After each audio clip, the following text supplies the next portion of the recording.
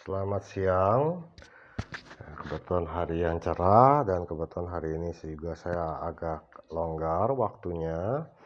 Nah, kebetulan juga saya dapat inbox, Bang, nggak jelas. Ya, mohon maaf kalau misalkan kemarin saya rekam dalam kondisi seadanya.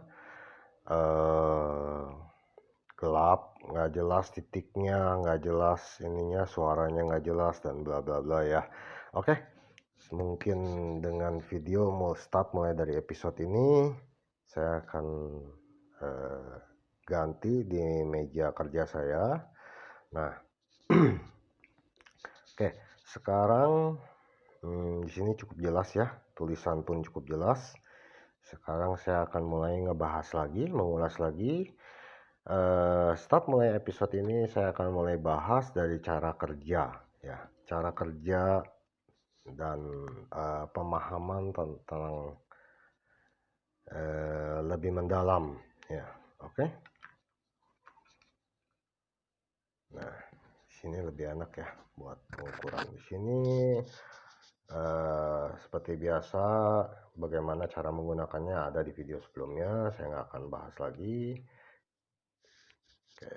Nah, di sini saya menggunakan besi-besi ini sebagai ground-groundnya ya kan.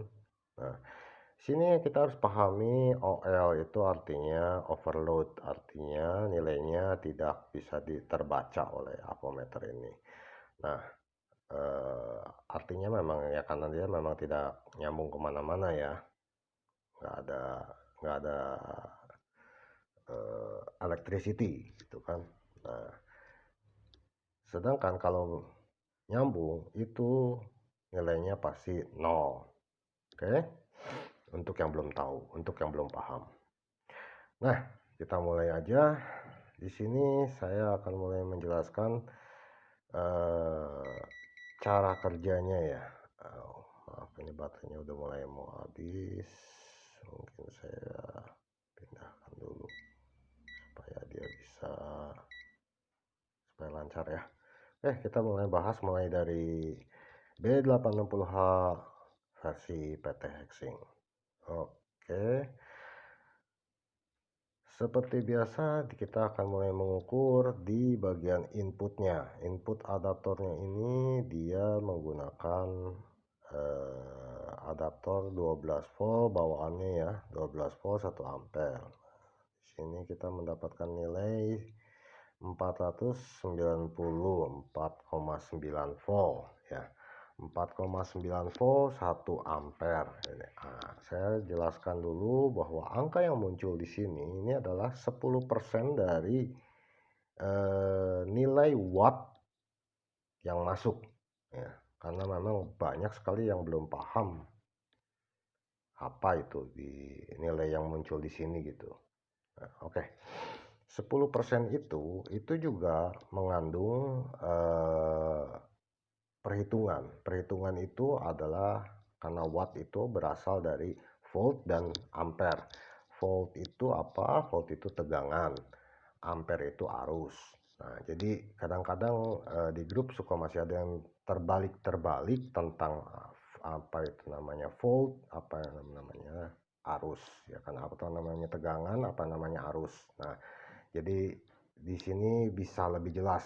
Nah, volt itu apa sih sebetulnya? Volt itu kita ibaratkan dengan sel darah merah kita ya.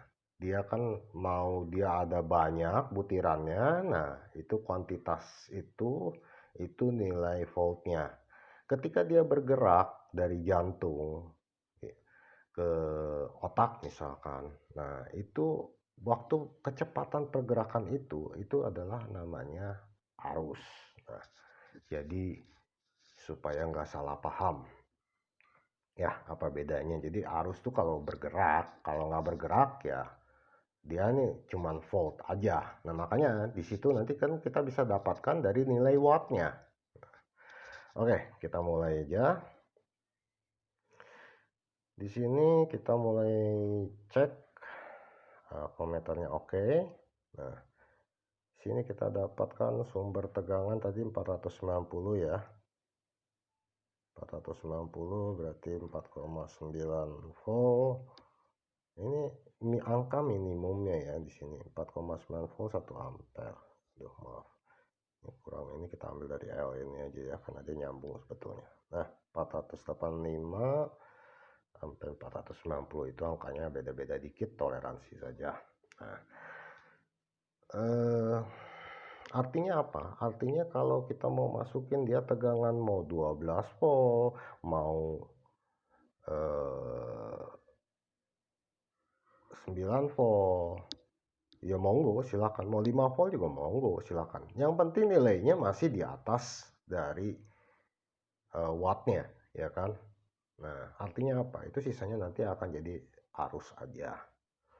Nah, itu terjadi kenapa bisa berubah seperti itu. Nah, itulah fungsi dari regulator step down seperti ini.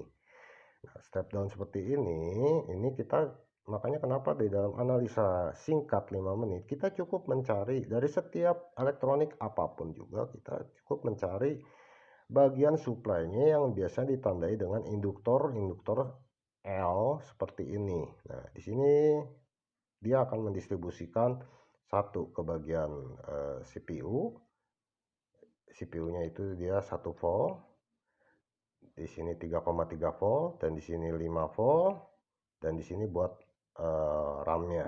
Nah, ini 5 volt ini untuk apa? Kan jelas pasti input 5 volt. Oh, tentu dia butuh 5 volt. 5 volt ini dia buat istilahnya menstabilkan saja. Beda di sini regulator di sini fungsinya untuk menstabilkan, makanya dia membutuhkan kapasitor besar.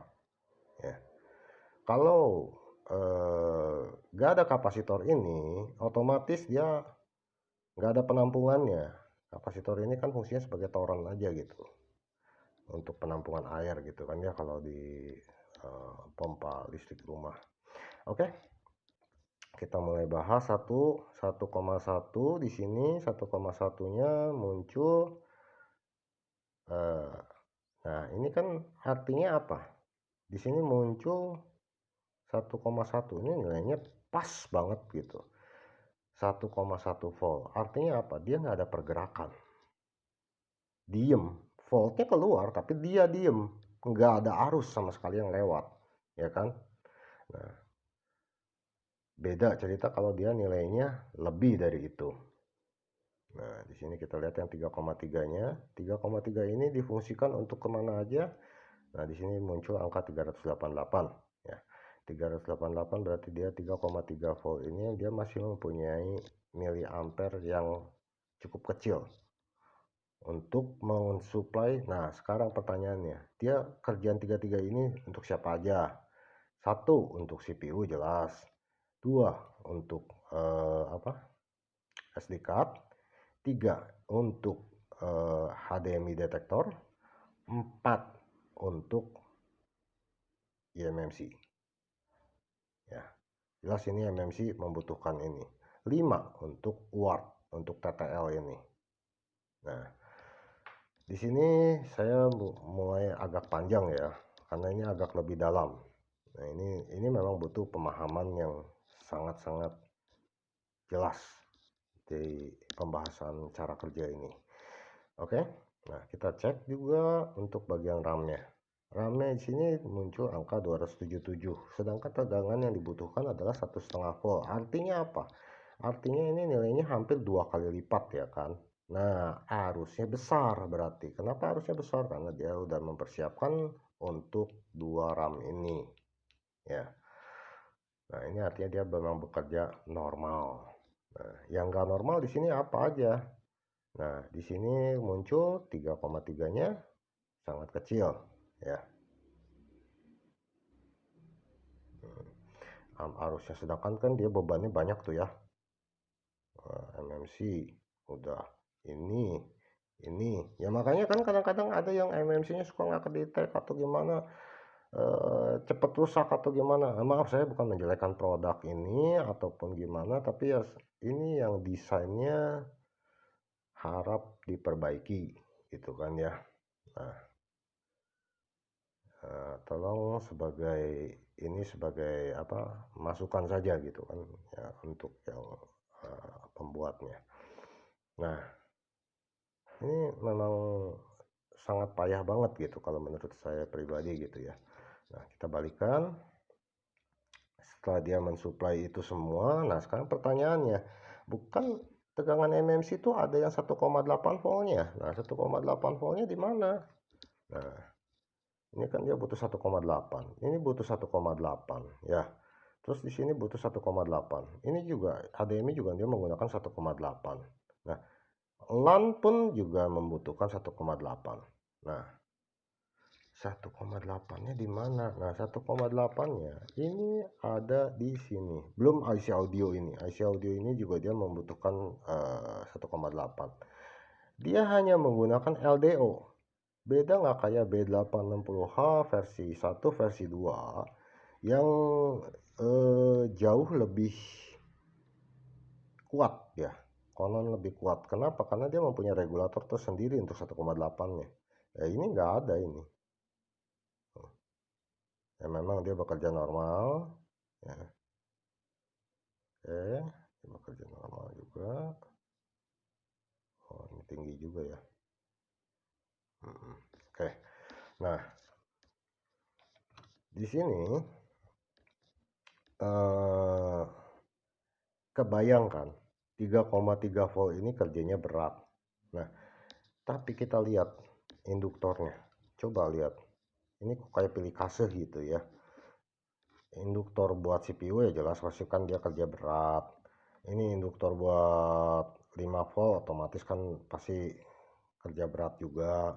Nah, ini induktor buat 1,5 volt buat TDR3 nya pasti besar ya. Lah ini 3,3 voltnya kok kecil begini. Udah gitu dia harus harus punya anak buah untuk 1,8 voltnya kan. Loh, kebayang kerjanya beratnya kayak apa dikasih induktor model begini ya. Entahlah, saya nggak bisa bicarakan kenapa penyebabnya. Mungkin punya alasan sendiri ya, ujung-ujungnya pasti nggak jauh antara budget lagi gitu kan ya. Nah, di sini oke. Mungkin di sini setelah dia menghidup di sini. Nah, satu lagi saya mungkin lupa membahas tentang kan CPU ini dia mempunyai tegangan juga. Satu lagi yaitu kalau satunya 1,1 volt, satu lagi kan ada tegangan EEPROM-nya 0,9 volt. Tegangan EEPROM itu BIOS-nya. Makanya kenapa begitu udah masuk tegangan CPU-nya dia langsung di dalam USB-nya itu langsung auto detect ya kan kalau kita bisa colok ke komputernya. Itu artinya ada bootloader-nya, ada BIOS-nya kalau komputer. Bootloader itu disebut juga dengan bootloader 1 ya, atau primary bootloader lah kalau bahasa untuk SoC-nya Qualcomm ya. Oke, Qualcomm atau MediaTek. Nah, di sini di mana ini 0,9-nya atau bagian EEPROM-nya. Nah, itu posisinya itu ada di sini. Aduh, maaf saya menggunakan handsfree sekarang karena saya lihat suaranya jauh lebih baik ya. Nah, ini posisinya di sini. Ketika dia regulator ini menghasilkan 1,1 volt ke sini. Nah, dia dibatasin ini untuk bagian EEPROM-nya itu ada di sini. Nah, sedangkan ini jalurnya nyatu kan. Jadi dia satuin semua buat ngirit bahan. Ini jalurnya kan. Dari sini jalurnya dia masuk sini. Nah, ketemu di sini. Nah, di jalurnya harus dipotong di sini. Kalau kita mau pakai bootloader yang buat B860 atau HG gitu, biar kita bisa masuk. Supaya apa? Supaya terbagi tegangannya. Ini kita potong, kita harus kasih satu step down lagi ke 0,9 voltnya. Oke, itu salah satu dari ini karena saya nggak akan bahas soal I/O dulu. I/O nanti kita akan bahas di episode yang lain. I/O ini ada banyak sekali di sini I/O yang bisa kita manfaatkan. nanti kita bahas. Ini untuk cara kerja dasar minimum supaya dia bisa nyala. Nah, untuk permasalahan I2C. Nah, I2C ini kita ambil di sini titiknya ya, maaf. Saya fokuskan. Nah, I2C ini kita ambil di sini. Nah, untuk dari deretan resistor yang atasnya ya.